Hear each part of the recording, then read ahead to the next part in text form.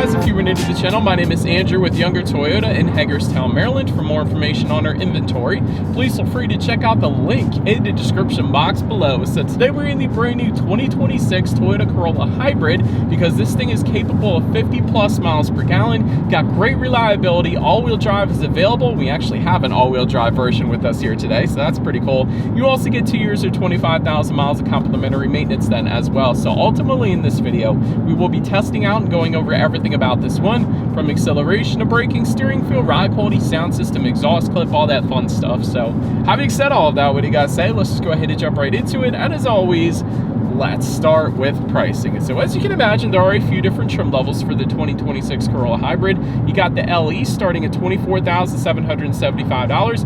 SE, which actually is the one we are in today, going for $27,215. And then the XLE starting at $29,140. Now, this next part I want you to pay attention here. That XLE trim level only comes with front wheel drive. You cannot get all wheel drive on that, but the first two trim levels, you can get all-wheel drive. If you wanted to do that, simply add $1,400 then to either of those prices. But regardless of the trim level that you go with, the power plant on the Corolla Hybrid is going to be the same. Powering the beast is a 1.8 liter naturally aspirated inline four-cylinder with 2 electric motors, puts out 138 horsepower, 105 pound-feet of torque. Power sent to the front wheels are all wheels through a CVT. 0 to 60 time is going to come in at approximately 9 seconds flat. With MPG numbers, here it comes: 53 in the city, 46 on the highway for the front wheel drive, 47 city, 41 then on the highway for the all-wheel drive, taking regular unleaded fuel. You gotta appreciate that. So anyways, before we do any kind of fun acceleration test here in the Corolla Hybrid, I did want to mention to you guys the drive modes. Drive modes, by the way, only come on the SE trim level that we have with us here today. That's the only way you're going to get them, but it's a silver toggle switch located just in front of the shifter. Drive modes will include Eco, Normal, Sport, and EV, adjusting things like the shift points, the throttle response, and the steering sensitivity. So now having got all of that out of the way, what do you guys say? Let's go ahead and find it straight away. Let's put the acceleration here to the test, and let's see how quickly we can get our new 2026 Corolla Hybrid here up to speed. All right, got it in sport driving mode. Found her straight away in 3, 2, 1. Wow, great initial get up and go. And now it's probably gonna be slow. It's not bad. All right, craziness at the very beginning. That initial get up and go with the 2 electric motors is absolutely brilliant. It's almost as if it's full EV at the very beginning. Well, it kind of is, but still, it's a crazy good acceleration for like zipping around city streets. This thing's gonna like lunge you in the back of your seat, and then it's gonna go really slow as the gasoline powered engine kicks in because it's not that much horsepower and torque.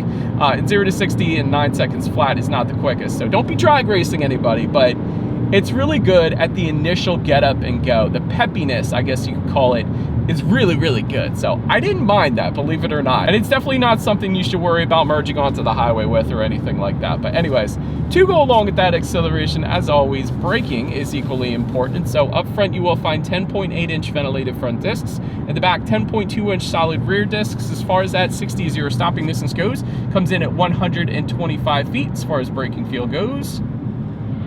It's fine. It's pretty much par for the course. It feels like 125 feet. It's definitely not a firm braking feel, but it's not a soft braking feel either. It's really right where this car should be. So definitely don't have any issues with that.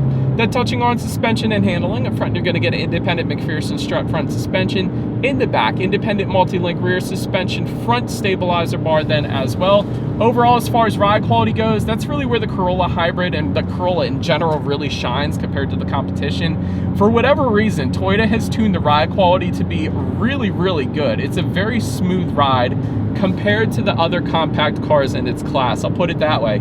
Especially, you compare this to like a Civic, it's night and day. You can feel everything with that Civic, whereas this absorbs so much of the road imperfections. It really is a very nice ride. And typically what I say is the Corolla has the best ride quality in its class, and is definitely no exception with the Corolla Hybrid, so obviously. But anyways, then touching on steering feel, I actually have it in eco driving mode right now. So let's go ahead and flip it back to sport. I just want to see how much of a difference it makes, and it does. Very heavy weight to the steering when you have it in that sport driving mode. I love it. And then when you put it in normal or eco, it definitely instantly loosens up that steering feel. More of a loosey-goosey feel then. So something for everybody, so you got to appreciate that. Then touching on cabin noise, we're going 57 miles per hour right now, so this is probably the perfect test. I'll be quiet here for a second.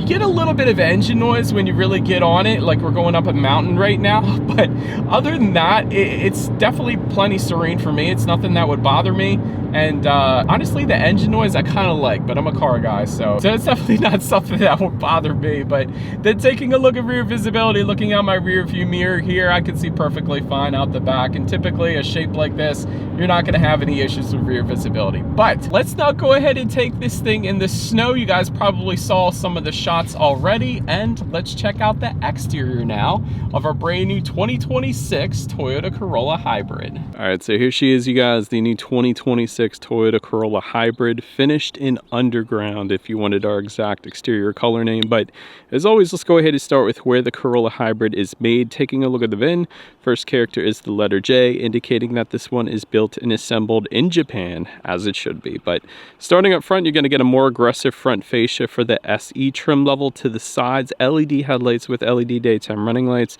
Get the automatic feature with those. You also get automatic high beams. So if you have your high beams on at night and it senses a vehicle coming in the opposite direction, it's going to automatically dim them back to low beams, and when that vehicle is gone, it's going to automatically bounce it back up the high beams for you there. So very convenient. And LED accent lighting for the SE trim level only. You guys can see those down below. So again, the LE and the XLE, they're going to look a little bit different in the front here. So that pretty much rounds out the front end. Let's now go ahead and swing around to the side. All right, so now since we are around to the side of this one, body colored power adjustable side mirrors with integrated turn signals actually do come standard for all trim levels across the board.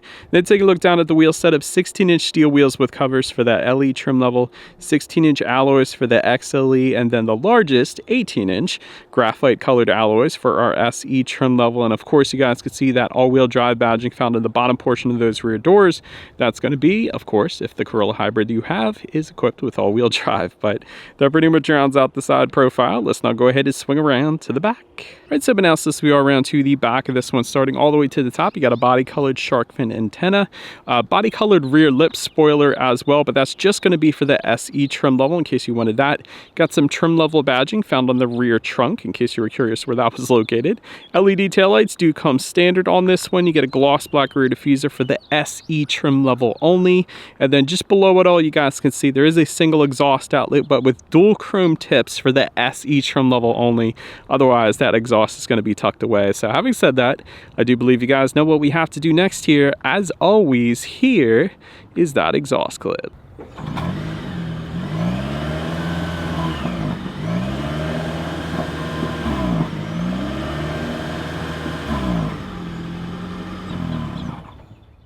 Alright, so now since we are around to the back of this one, when it comes to opening that rear trunk, there is a button on the key fob. There, of course, is a rubberized button on the trunk itself then as well. But once opened up, cargo capacity comes in at 13.1 cubic feet. If that was not enough space, there's a 60-40 split, meaning the rear seats do fold down for quite a bit of extra space then if you needed it. Got some LED cargo lighting found back there. You gotta appreciate that. There's a tire inflator kit then if you were to lift up underneath of that cargo floor. I wish it would have been a spare tire, but it is what it is. So let's go ahead and make our way up to the rear legroom. That comes in at 34.8 inches. For reference, I am an even 6 feet tall.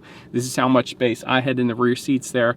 Rear center armrest with cup holders does come standard for all trim levels across the board, and you actually get dual rear USB charging ports also coming standard for all trim levels across the board. That isn't always the case on the competition, so I had to emphasize that a little bit, but no rear ventilation. None of the competition has that either. But so then making our way up to the front seats, manually adjustable cloth seating for that LE trim level, sport fabric inserts for our SE trim level that we have with us here today.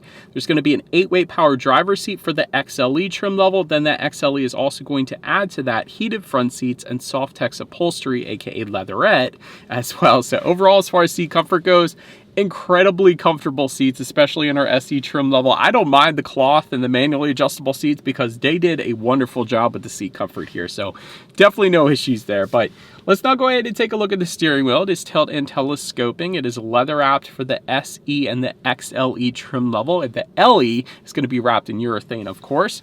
Then make your way to the startup. Let me start by showing you guys the key here. You got lock, unlock, the button to pop the trunk, and the Toyota logo, of course. But it is all keyless entry with a push button start if you go with the SE or the XLE trim levels. Otherwise, it's going to be a turnkey start for that LE trim level. So in our case, all I'm going to do here is simply put my foot on the brake and press that engine start button located kind of by the driver's right knee there. And so once started up, when it comes to the gauge cluster, there's two different clusters here. You're going to get analog gauges with a 4.2-inch screen for that LE trim level, but the SE and XLE trims are going to give you a 7-inch digital gauge cluster, and that's what you guys are looking at right now. The only real customization with it is when you change the drive mode for our SE trim level here, it changes the colors a little bit. So if I were to put it in sport, you're going to get some red hues. Normal is going to be blue, and then eco is going to be green.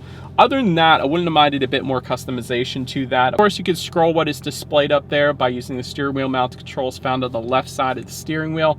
Got things like how many miles you have left until you hit empty. There's your outside temperature, time of the day, pretty much everything you could possibly need up there though. But then making our way to overall interior quality, a power moonroof is going to come on the XLE trim level. It's going to be optional on our SE, an option we don't have with us here today, unfortunately. You know what's interesting though? I don't see the red contrast stitching anymore that was previously found on the SE trim level. I think they did away with that and made it kind of like this black and white and gray theme, I guess.